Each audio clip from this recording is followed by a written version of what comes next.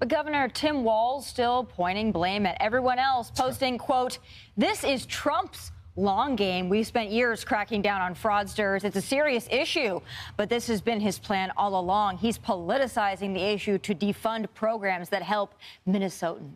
White House Press Secretary Caroline Leavitt joining us now. Caroline, thank you for being here. Happy New Year's Eve. Let's jump in right now with Governor Walz blasting President Trump and the Trump administration, saying that this is all about politicizing this massive fraud that keeps growing that we are learning about. You see, that is what you saw from Governor Walz, saying this is Trump's long game. We've spent years cracking down on fraudsters. It's a serious issue, but this has been his plan all along. Your reaction? Governor Walz is completely incompetent. He always has been, and President Trump has long called him out for his incompetence and his poor leadership in the great state of Minnesota. I want to commend Nick Shirley for his incredible video in Real Journalism that went viral this past week. He epitomizes what new media looks like, and that's exactly why we at the White House, under President Trump's direction, have embraced new media journalists like Nick Shirley. We've welcomed them in to the White House press pool. We invited Nick Shirley to brief the President of the United States at an Antifa roundtable earlier this year. And this fraud in Governor Walz's state in Minnesota is something the Trump administration has been working on since day one. And since Nick Shirley's journalism really brought this issue further to light, we have surged resources across the board to the state. So I want your audience to understand this is a top priority for the administration. The Department of Justice, as we speak, is continuing to execute search warrants and subpoenas. People will be in handcuffs as a result of the fraud that Governor Walz has allowed to occur for many, many years. The Department of Homeland Security is conducting door-to-door investigations on the ground at potential fraud sites, and they are also, of course, conducting continued deportations of illegal aliens in Minnesota's communities. We're also not afraid to use denaturalization. That's a tool at the President and the Secretary of State's disposal, and it's one this administration has previously used before. I know the Health and Human Services Department has also announced we are cutting off all child care funding to the state of Minnesota until we get to the bottom of this fraud. The Department of Labor is investigating their unemployment insurance program. The Department of USDA Agriculture Secretary Rollins weeks ago sent a letter to Governor Walz demanding he turn over every single name of SNAP recipients on the books in Minnesota. And the Minnesota Attorney General actually sued the Trump administration for that. What are they hiding? Our entire administration is working around the clock to get to the bottom of it, and President Trump is not going to let Governor Walz off the hook. So, Caroline, just very quickly to clarify, you covered a lot there, but you mentioned the denaturalization. House Majority Whip Tom Emmer, a congressman from Minnesota, has called for all of the Somalis that are convicted of fraud to have their citizenship revoked. We know so far, according to Pam Bondi, that 98 of the people charged, 85 are of Somali descent. Does President Trump want those Somalis to have their citizenship revoked if convicted of fraud? Absolutely. And it's something the Department of Homeland Security, the Department of State is currently looking at right now. It's something this administration has already done. And we know that there are liberal activist judges across the country who will try to block and tackle this administration from pursuing justice at every turn. But that's not going to stop the president and his entire cabinet by acting on behalf of law-abiding, tax-paying citizens in the state of Minnesota and in states across the country who have been ripped off by people who abused our immigration system, came to our country, do not love our country or respect our values, and now have been ripping off and stealing money from law-abiding Americans. This administration is not going to tolerate it. And again, this is a whole of government effort. We've surged resources. As you pointed out, the Department of Justice has already charged and prosecuted nearly 100 people. In fact, some of the buildings and some of the sites that Nick Shirley exposed in that video are under current investigation by the Department of Justice. One of those sites, the Midway building, resulted in 13 defendants already being charged earlier this year under the leadership of our Attorney General and President Trump. So that is definitely going to continue. Caroline, to wrap up this topic, it's a hot one right now, of course, especially on social media, people following it. We're so happy to hear the pausing of those payments to the child care facilities in Minnesota as all this is sorted out. Are other states on your radar? There's been a lot of rumblings about similar things happening in other states, Ohio also being mentioned. What's next, and what other states are you going to be looking at shortly? Oh, yes. Right now, Minnesota is at the top of the list, but we know there has been massive fraud in blue states across this country. Look at California, look at New York. These states will all be under investigation and consideration as far as this administration is concerned. And again, just to remind your audience, cutting waste, fraud, and abuse from the federal bureaucracy is something that this president and administration has been focused on from day one. Look at USAID. It was a corrupt program that this administration shut down at the Department of State to save the American taxpayer money. And so we're not going to stop doing that. And anybody who has been ripping off American taxpayers will be held to the fullest extent of the law as long as this president is in charge. Caroline, moving on just a little bit, there are a list of accomplishments by the president so far that really go beyond a list. It's just everywhere in the country. But on the wall over here we have, you know, illegal border crossings. Basically, the border is closed. The GDP has grown. Inflation has gone down. Of course, they passed the big, beautiful bill. And then brokering peace around the world, two big ones, obviously, Israel and Iran.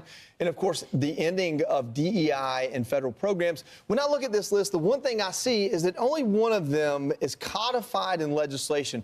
President Trump can't do all this on his own, but he's kind of doing it on his own. Moving into 2060, expect to get any help from Congress?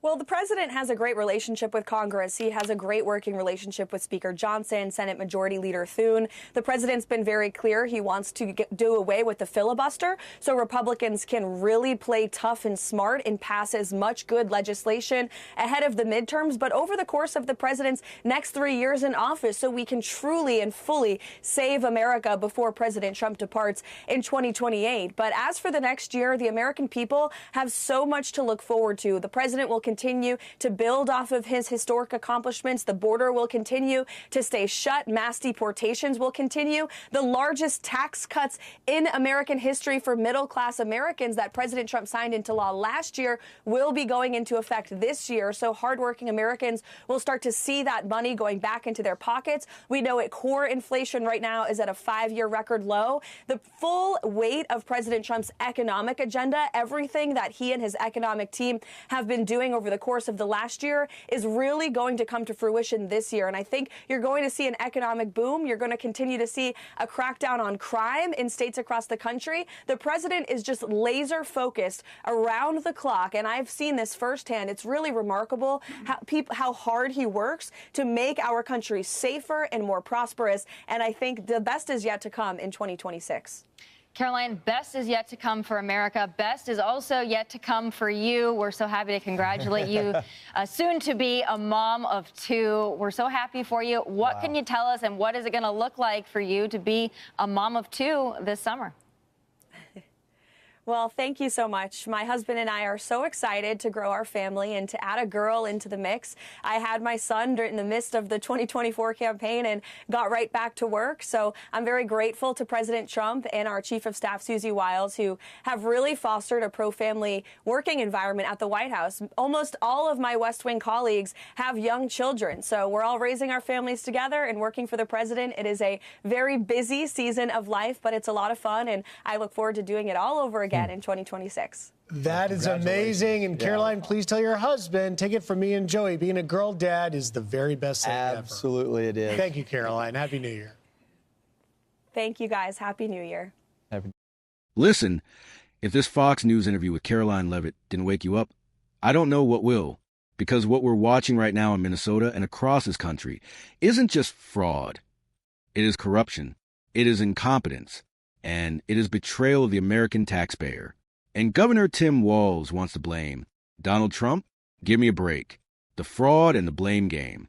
HHS just paused $185 million in Minnesota child care payments because fraud exploded out of control. Instead of saying, we messed up, we should have cracked down sooner. Walz says, this is Trump's long game. No, this isn't Trump's long game. This is Democrat mismanagement weak leadership, and looking the other way while people abuse the system. And Caroline Leavitt called it out plainly. Governor Walz is incompetent, and she's right. Federal agencies moving in. According to Leavitt, multiple agencies are now swarming Minnesota. Department of Justice executing warrants. DHS going door-to-door at suspected fraud sites. Deportations underway. SNAP record demanded. Child care funding frozen until they figure out who's stealing taxpayer dollars. And she said it straight.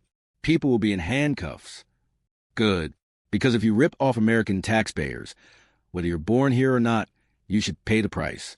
The Somali fraud issue and denaturalization.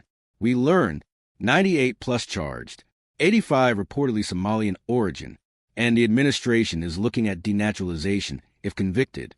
Here's my view as a patriot. If someone comes to America, gets our benefits, gains citizenship, and then turns around and defrauds a country that welcomed them, they forfeited their right to be here.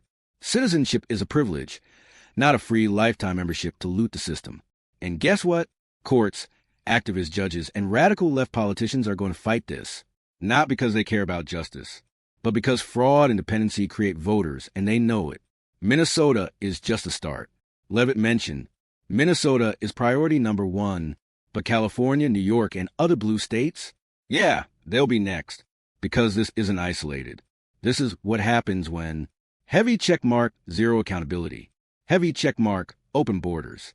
Heavy checkmark, weak prosecution. Heavy checkmark, welfare systems that bleed money. And Democrat leadership pretending everything is fine. Trump's agenda, love him or hate him. The interview also hit Trump's accomplishments. Border basically shut down. Mass deportations promised. GDP up. Inflation cooling. DI being ripped out of federal bureaucracy. Peace deals underway. The media can scream, cry, meltdown, whatever, but results are results. And here's what drives the left crazy. Trump is actually using federal power to clean house without begging Congress, without apologizing, without backing down. And Caroline said something important.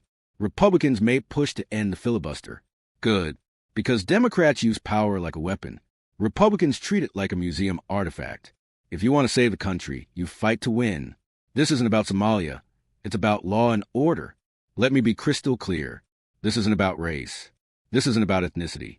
This is about law, accountability, respect for the country you live in. If you're legal, working hard, obeying the law, welcome. You're a part of America. But if you scam the system, handcuffs. Courtroom, goodbye. And if politicians allow it to happen, vote them out permanently. My final take. What Caroline Leavitt said wasn't just political talk. It was a warning. The federal government is finally done tolerating fraud, at least under Trump. But here's the real question. Will America wake up? Because if we don't demand secure borders, strong leadership, real consequences, an end to fraud and abuse, then the people ripping off the system will keep doing it. And the people paying the price will always be hard-working Americans, families, taxpayers, you and me. And I'm telling you right now, the best days for America aren't behind us, but only if we fight for them. If you're tired of fraud, corruption, and politicians blaming everyone but themselves, hit like, drop a comment, and share this video. Patriots need to stay informed, because the fight for America is just getting started.